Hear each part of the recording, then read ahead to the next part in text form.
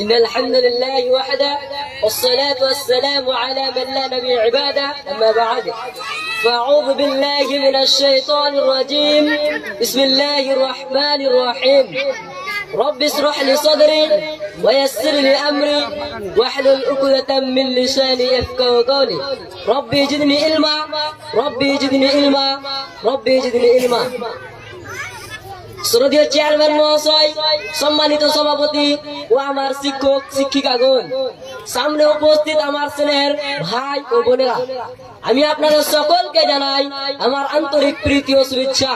Islamic পদ্ধতিতে সালামের মাধ্যমে আসসালামু আলাইকুম ওয়া রাহমাতুল্লাহি ওয়া বারাকাতুহু। আজকের এই সভায় আমি একটি গুরুত্বপূর্ণ বিষয় নিয়ে আলোচনা করব। বিষয়টি হলো পিতামাতার মর্যাদা। ইসলাম যে বিষয়টিকে অত্যন্ত গুরুত্বের সঙ্গে বিবেচনা করেছে, আল্লাহ তাআলা মানুষকে দুনিয়ায় পাঠিয়েছেন পরীক্ষা গ্রহণের জন্য। এই পৃথিবীতে আল্লাহর পরে এই যে দুজন মানুষের অধিক হক আমাদের উপর রয়েছে, তারা হচ্ছেন আমাদের পিতা ও মাতা। আল্লাহ তাআলা পবিত্র কুরআনে বহু জায়গায় পিতামাতার সম্মান ও খেদমতের কথা বলেছেন। সূরা বনী ইসরাঈল 17 নম্বর সূরা আয়াত নম্বর 23 আল্লাহ বললেন, ওয়া ক্বাদা রাব্বুকা আল্লা তা'বুদু ইল্লা ইয়াহু ওয়া বিল ওয়ালিদাইনি ইহসানা। তোমার প্রতিপালক আদেশ দিয়েছেন যে তোমরা শুধু তারই ইবাদত করবে এবং পিতামাতার সাথে সৎ ব্যবহার করবে। এই আয়াত লক্ষ্য করুন, আল্লাহ তার ইবাদতের পরে সাথে সাথে পিতামাতার প্রতি সৎ ব্যবহার আদেশ দিয়েছেন। এতে বোঝা যায় পিতামাতার মর্যাদা কত উচ্চ।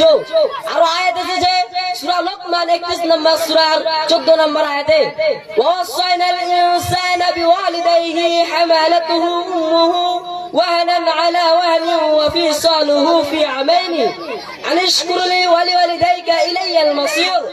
আর আমি মানুষকে তার মাতা পিতার ব্যাপারে সদাচরণ নির্দেশ দিয়েছি। তার মা কষ্টের পর কষ্ট ভোগ করে তাকে গর্ভে ধারণ করে, আর তার দুধ ঝরানো হয় 2 বছরে। সুতরাং আমারও তোমার পিতা মাতার শুকরিয়া আদায় করো, পড়তে অত্যন্ত আমার কাছে।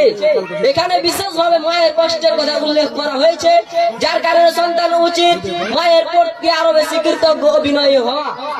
সহিহ বুখারীর 971 নম্বর হাদিস এসেছে, প্রিয় নবী হযরত মুহাম্মদ সাল্লাল্লাহু আলাইহি ওয়াসাল্লামের কাছে একজন সাহাবী আত্মীয়দের মধ্যে বেশি অধিকারী সম্পর্কে জানতে চাইলে তিনি বললেন, তোমার মা, তোমার মা, তোমার মা, তারপর তোমার পিতা। এই হাদিসে 3 বার মা বলার মাধ্যমে বোঝানো হয়েছে একজন সন্তানের উপর মায়ের হক কত বিশাল।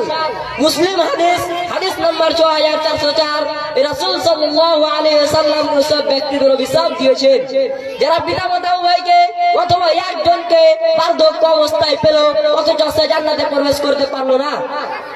পিতামাতার খেদমতের মধ্য দিয়ে আমাদের জন্য জান্নাত পাওয়া কত সহজ করে দিয়েছেন।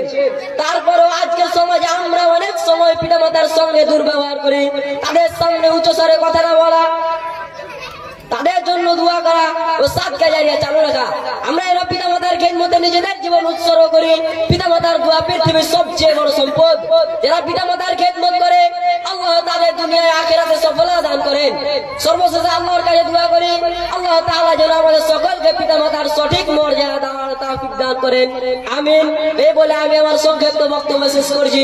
ওয়া আখিরু দাওয়ানা আনিল হামদুলিল্লাহি রাব্বিল আলামিন। আসসালামু আলাইকুম ওয়া রাহমাতুল্লাহি ওয়া বারাকাতুহু।